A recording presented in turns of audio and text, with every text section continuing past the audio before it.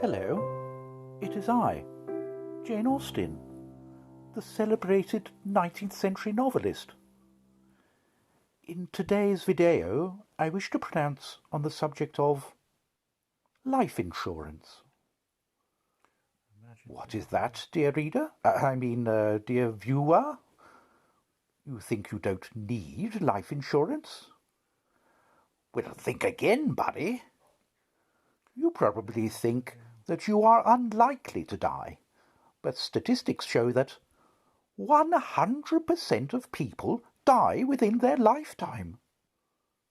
That's a shocking statistic. Imagine, dear viewer, what would befall your wife and 8 children if you were to die? And who would pay for the upkeep of your household, your servant, and your cook? If, on the other hand, you had availed yourself of life insurance, then if you were to die, your family would receive a regular income and would thus be spared the workhouse. I know what you're thinking, dear viewer. When is a man going to explain all this so that I'll take it seriously? Thank goodness for the accomplished travel writer and animal impersonator, Mr. Charles Darwin. Mr. Darwin has kindly sent me a video recording of one of his motivational speeches, which I will share with you now.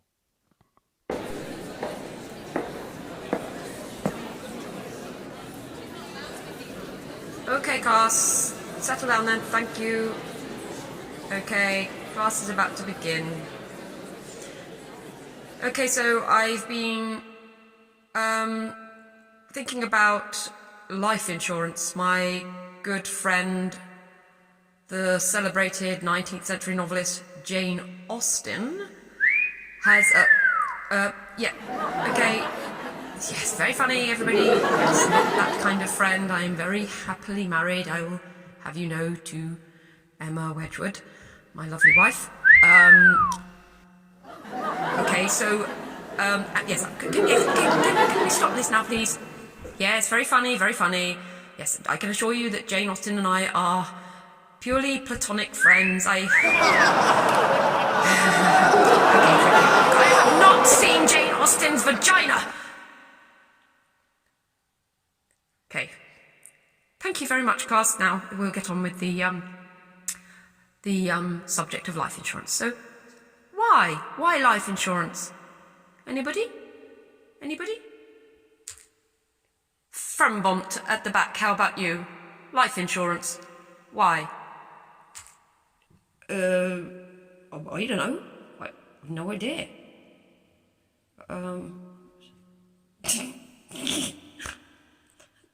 I don't know. Right, well, perhaps you could pay more attention, put out the cigarette, and maybe, Frambont, you could actually decide to get dressed properly in the morning in future before you come to lectures. I don't know what you think this place is, but we do not just sit around in our underwear. So, anybody else, can anybody help me? Why would life insurance be a good idea? Carter, could you answer, perhaps?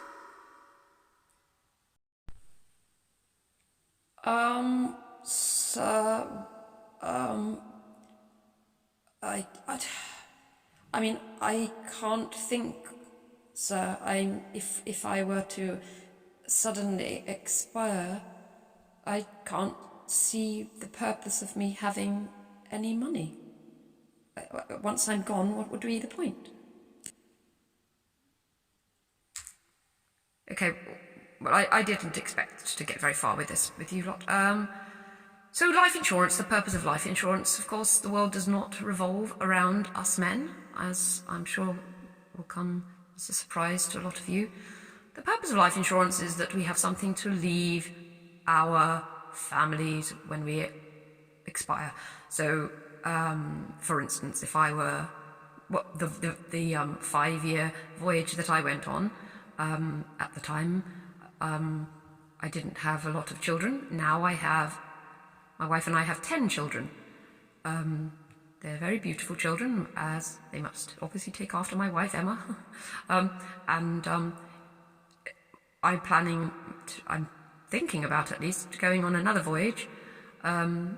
If the ship were to snag a rock and water were to enter the hole and overwhelm the ship, and we were to sink, and water were to enter my lungs and prevent me from breathing the right amount of oxygen, and I therefore perished, what would my wife do without the money that I earn? How would she and the children exist? With life insurance, you pay a small amount a month, and you have the comfort of knowing that if anything should happen, then my family would, if I died, that life insurance would be paid out to my wife, and she would be able to live in comfort and raise the children without having to worry about money. There would be no doubts for her, and they wouldn't have to go into a workhouse.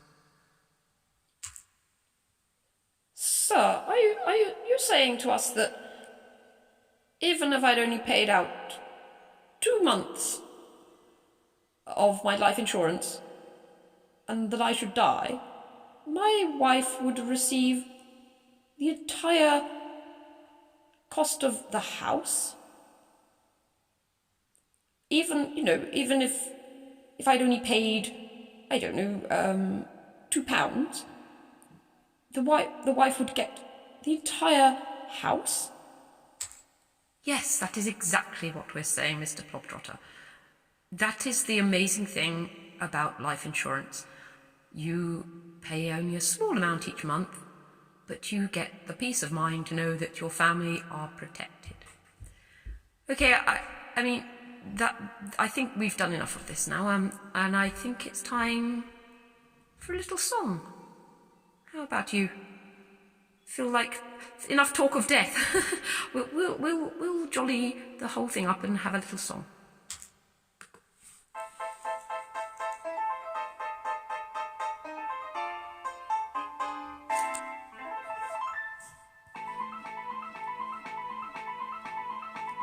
I work all night, I work all day to pay the bills I have to pay. Ain't it sad? And still there never seems to be a single penny left for me. That's too bad. In my dreams I have a plan. If I got me a wealthy man, I wouldn't have to work at all. I'd fool around and have a ball.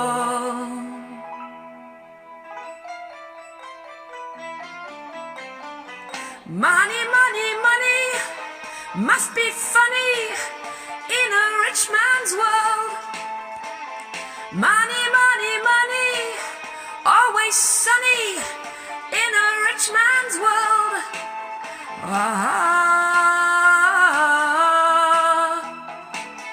All the things I could do if I had a little money. It's a rich man's world.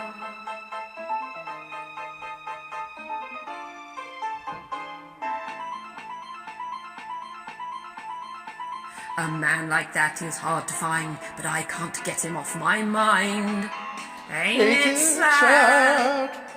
And if he happens to be free, I bet he wouldn't fancy me. That's too bad. So I must leave, I have to go to Las Vegas or Monaco and win a fortune in a game. My life will never be the same. Money, money, money must be funny in a rich man's world. Money, money, money, always sunny in the rich man's world.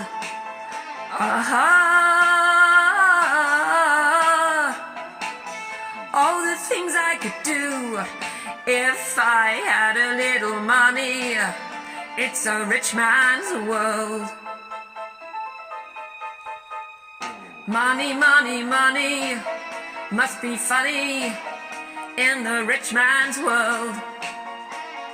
Money, money, money, always sunny in a rich man's world.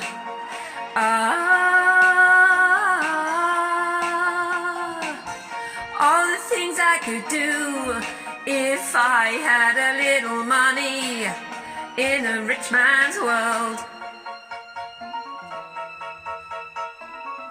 It's a rich man's world.